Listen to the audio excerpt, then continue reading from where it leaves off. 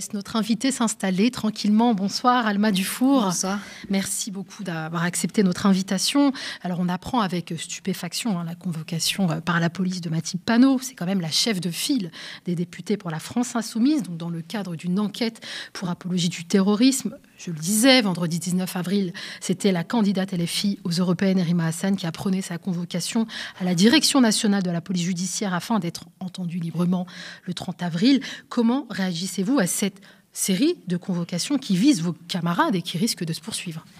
D'abord, il y a eu de la stupéfaction, évidemment, et puis maintenant de la colère face à l'arbitraire, face aux méthodes du gouvernement Macron, et aussi face au déni et à la faillite et à la débâcle totale d'un système politico-médiatique français face à ce qui est en train de se passer à Gaza et du génocide en cours conduit par l'armée israélienne. Pour moi, il y a deux choses dans cette affaire. Il y a déjà la tendance fâcheuse du gouvernement d'Emmanuel Macron à criminaliser et à employer le mot terrorisme à tort et à travers concernant toutes ces oppositions. Je rappelais quand même les éco-terroristes, par exemple, ce sont des gens qui ont le malheur de peindre des tags sur des façades d'usines, ou le fait que Gérald Darmanin ait pu dire de la NUPES qu'on était des terroristes intellectuels. Voilà, cette façon d'employer ce mot obus, en fait, qui fait peur à tout le monde pour jeter l'opprobre et stigmatiser son opposition politique de gauche. Évidemment, on n'emploie pas du tout ces mêmes mots pour l'opposition politique d'extrême droite, y compris même pour des groupuscules néo-nazis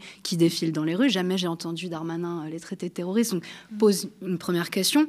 Et la deuxième, c'est la question de pourquoi ça arrive maintenant. Pourquoi effectivement c'est vraiment sur le sujet de la Palestine que ça tape aussi fort, que c'est la première fois que la LFI est criminalisée et convoquée en justice. C'est la première fois que ça arrive à des représentants politiques. Jean-Luc Mélenchon dit que c'est historique. C'est complètement historique, et je crois que c'est la première fois depuis très très longtemps que ça arrive à un représentant et à une présidente d'un groupe politique en France. Moi, déjà... moi, j'y vois pas un hasard, parce que ce communiqué qu'on nous reproche, il date du matin du 7 octobre. D'ailleurs, il avait été écrit avant même qu'on sache pour la rave party. Il faut toujours le préciser. Et en fait, comme vous l'avez très justement dit, il n'y a aucune apologie de quoi que ce soit qui est commis par le Hamas dans ce communiqué. Donc, de toute manière, c'est vide juridiquement. Donc, pourquoi ça ressort maintenant ? Parce qu'on voit que la France Insoumise est le seul mouvement politique à dénoncer aujourd'hui ce qui est en train de se passer, c'est-à-dire une tentative du gouvernement israélien de déstabiliser l'ensemble de la région, parce qu'il ne s'arrête pas à la bande de Gaza. La colonisation en Cisjordanie reprend de plus belle, les meurtres de civils reprennent de plus belle, les attaques contre le consulat iranien, contre le Sud-Liban, on est sur une poudrière, et on voit que Netanyahou n'est pas prêt de s'arrêter. Alors le PCF condamne de la même façon, peut-être pas dans les mêmes termes, et pas avec la même énergie. Pas la tête de liste, en tout cas, pas la Alors tête de liste. Alors pourquoi la France Insoumise plus spécifiquement?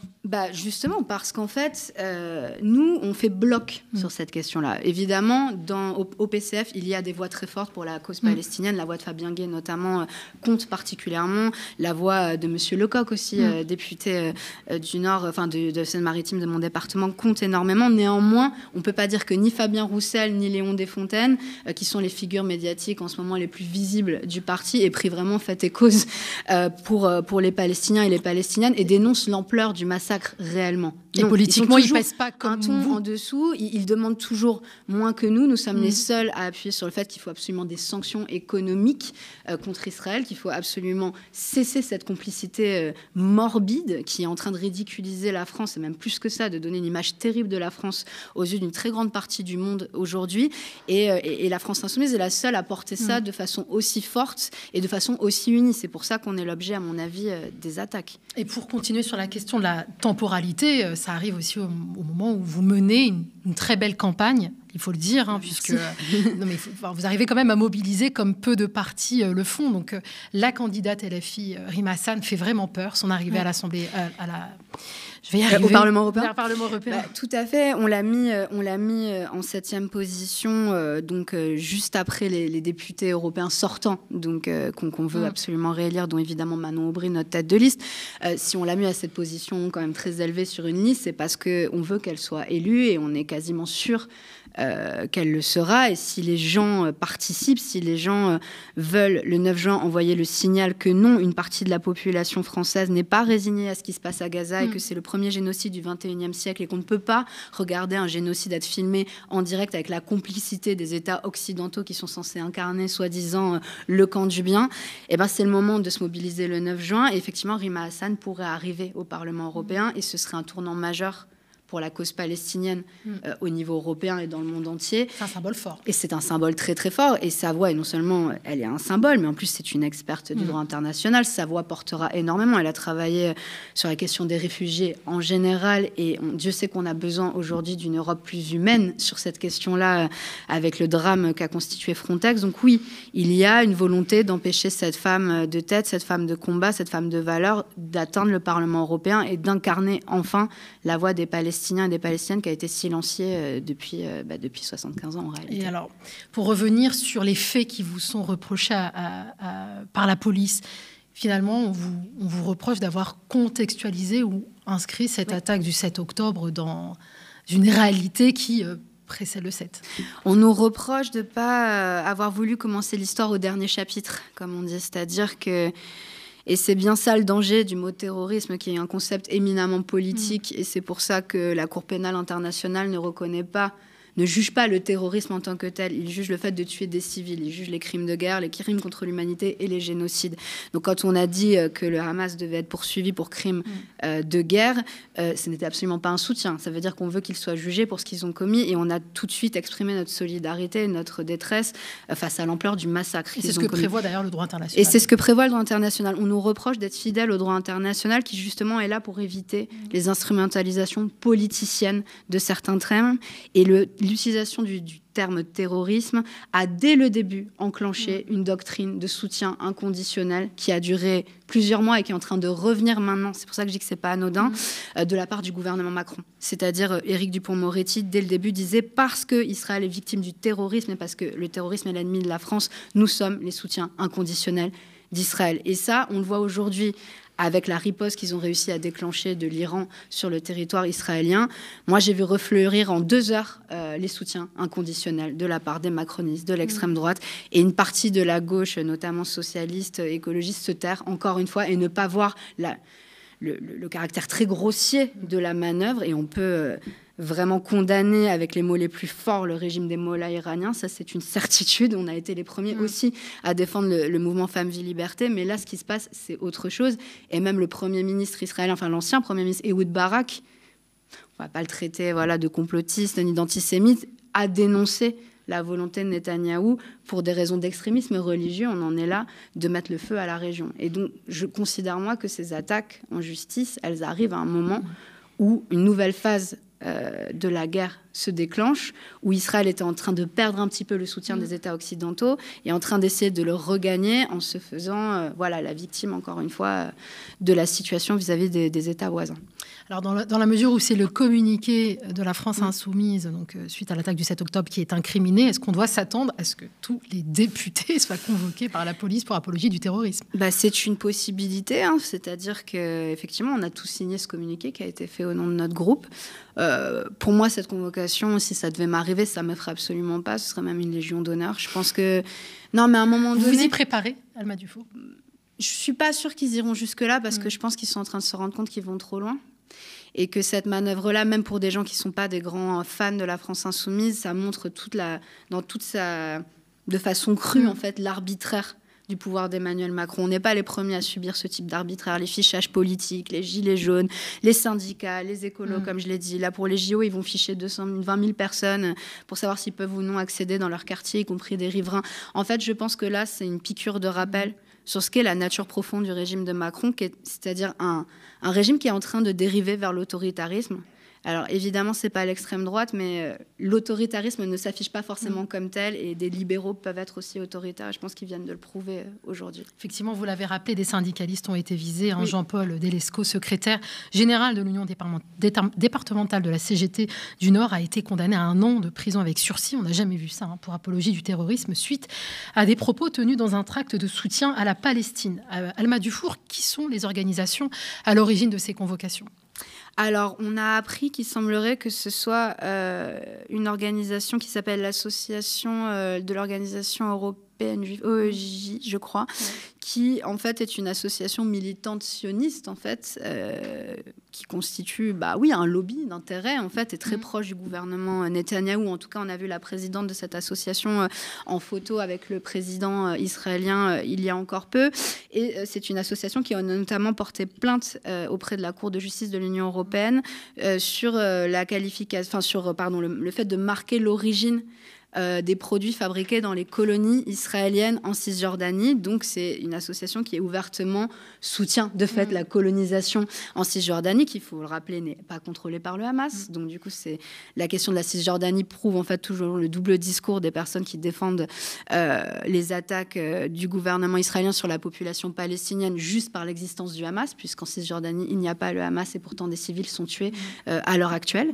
Donc, il faut toujours le rappeler. Et donc, cette association n'est absolument pas neutre et en fait est un soutien, un bras armé de la politique de Netanyahou en France. Elle n'est pas la seule, il y en a d'autres et on a aussi évidemment des politiciens de premier plan comme Meir Habib qui a encore dit il y a très peu de temps que Israël continuerait jusqu'au bout de faire son œuvre. Voilà. Est-ce que vous songez Et on attend toujours, et personne ne le convoque pour apologie de crimes contre l'humanité. J'allais vous poser la question, est-ce que vous songez à déposer plainte pour apologie du génocide ? En réalité, le problème, c'est que nous, on a déposé énormément de signalements, article 40, auprès du procureur de la République. C'est là où il y a une mauvaise foi absolue, c'est qu'en fait, une plainte, pour être instruite, il faut que le procureur se saisisse et ouvre une affaire, ou alors il faut saisir un juge d'instruction et c'est une procédure beaucoup plus compliquée. Ce qui veut dire qu'en ce qui nous concerne, un procureur a dit oui, il y a matière à instruire un procès pour apologie du terrorisme sur la base d'un communiqué qui, comme on l'a vu, est absolument vide, alors que là, sur la base de termes qui sont très très clairs, y compris pire que des termes, sur la base de vidéos, de signalements de gens qui font l'apologie de la colonisation, voire de gens qui se filment en train de participer à des actes de génocide en ce moment même à Gaza, dont des soldats israéliens, franco-israéliens qui nous menacent, qui menacent la France insoumise en marquant le nom de notre parti sur des missiles qui est envoyé sur des populations. Là, il n'y a pas assez de matière et les procureurs ne se saisissent pas et pour l'instant, on n'est pas au courant d'aucune plainte. Donc, c'est encore une fois, ça montre le vrai visage en fait de la politique du gouvernement qui reste, malgré les atermoiements d'Emmanuel Macron, un soutien inconditionnel au gouvernement Netanyahou. Nous avions reçu la semaine dernière Anas Kazib, cheminot, syndicaliste, militant à Révolution Permanente. Il a été candidat à la dernière élection présidentielle. C'est le premier opposant politique à Emmanuel Macron à avoir été visé par une enquête pour apologie du terrorisme. Il a lancé un appel à la gauche à faire front contre cette offensive. Je vous propose de l'écouter. C'est pas l'affaire de Anas Kazib, très sincèrement, c'est pas mon affaire à moi. Comme je l'ai dit, j'ai cité, il y a d'autres militants qui ont été convoqués, d'autres qui vont être convoqués demain, et que la réalité, c'est qu'on essaye de mettre un coup de pression général sur tous les soutiens au peuple palestinien. Il y a une situation profondément réactionnaire ici en France, d'accord ? Moi, je dis aux gens qui regardent cette émission, cherchez pas à être d'accord avec Anas Kazib. C'est pas l'objectif. Cherchez pas à être d'accord avec Jean-Luc Mélenchon ou avec Philippe Poutou ou je ne sais qui. La question, elle n'est pas là. Elle est une question de liberté démocratique, de liberté d'expression, de la possibilité d'être des opposants politiques, la possibilité d'incarner autre chose. Qu'on nous autorise à nous d'être des opposants politiques. Qu'on nous autorise à nous d'être opposés à Meir Habib, d'être opposés à Emmanuel Macron, etc. Et c'est ça ce qui est profondément dangereux aujourd'hui. C'est-à-dire qu'on essaye de nous faire taire. Quand on met 1 an ferme pour un tract de la CGT à Jean-Paul Delescaux, 1 an de sursis, pardon, à Jean-Paul Delescaux, 7 000 € d'amende pour un tract de la CGT, mais c'est profondément scandaleux. C'est pour moi, tout ça doit montrer que c'est une attaque large et de plein fouet qu'on est en train de tous se prendre. Bon, on l'a pas entendu ici, mais il a appelé Jean-Luc Mélenchon et tous les leaders de gauche, plutôt d'extrême gauche, de faire front contre cette offensive de la Macronie. Et Olivier Besancenot, un militant au NPA, lui a emboîté le pas. Amis, camarades, ils ont cherché à nous éteindre. Ils cherchent à nous éteindre au quotidien, tous et toutes. Quelles que soient nos organisations, nos mouvements, nos associations, nos collectifs. Des désaccords, il y en a 10 000, il y en a eu, il y en aura encore. Des contentieux, il y en a même. Et parfois, il y a des vrais désaccords politiques. Mais au-delà de ces désaccords politiques, il serait peut-être temps qu'on se réveille, qu'on arrête de se laisser endormir, parce que sinon, c'est tous et toutes qui vont réussir à éteindre, un par un, une par une, la censure, les interdictions de meeting, la justice. Au NPA, on est comme les autres. Au mois de novembre, c'est Darmanin en personne qui diligentait une enquête pour apologie de terrorisme et on a été entendu, comme d'autres le sont, comme Anas, comme Rima, comme les camarades de la CGT. Alors nous, ce qu'on souhaiterait, c'est qu'au-delà des désaccords, on prenne un engagement. C'est de leur dire haut et fort, à partir de maintenant, quand vous touchez à l'un ou l'une d'entre nous, vous nous aurez tous et toutes sur le dos, parce qu'on va se serrer les coudes. Cet appel a été lancé depuis la marche contre le racisme, l'islamophobie et la protection des enfants qui a eu lieu dimanche 21 avril et qui avait également été interdite par la préfecture.